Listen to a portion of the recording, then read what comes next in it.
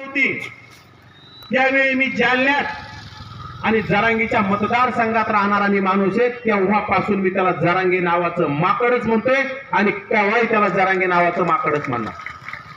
कारण त्या जरांगे नावाच्या माकडाचा कुठलाही अभ्यास नाही, संविधानाचा अभ्यास नाही, समाजकारणाचा नाही, राजकारणाचा नाही. फक्त जाती जातीत भांडणं लावण्यासाठी तिथं ते शरद पवार असतील आणि जे जातीवादी मराठा नेते असतील त्यांनी सर्वांनी तिथं आंतरवाली सराटीत त्याला बसवण्याचं काम केलं.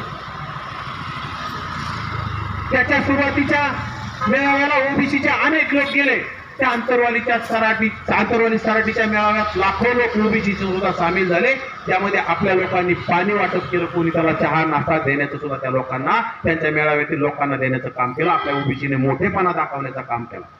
परंतु ज्यावेळी आपल्या ओबीसीचे मेळावे होत होते त्यावेळी ह्या मराठ्यांनी काही दानं दाखवली का? तुमच्या ओबीसीच्या लोकांना पाणी तरी पाजलंय का यांनी? ओबीसीचे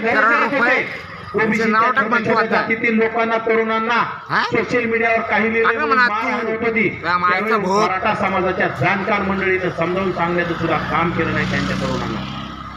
तर आपण शांत का बसायचं? आपण का बांगड्या भरल्या का हातात?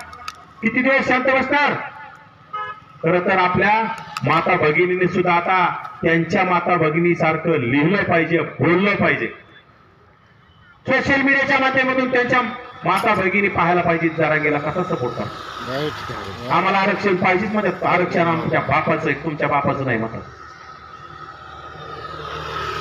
आरक्षण कोणाला मिळालं पाहिजे? जो सामाजिक दृष्ट्या मागास आहे, शैक्षणिक दृष्ट्या मागास आहे, राजकीय दृष्ट्या मागास आहे. यांचा समाज तर सामाजिक दृष्ट्या मागास नाही, राजकीय दृष्ट्या मागास नाही, सामाजिक दृष्ट्या मागास नाही. पण याला आरक्षणाची गरजच काय?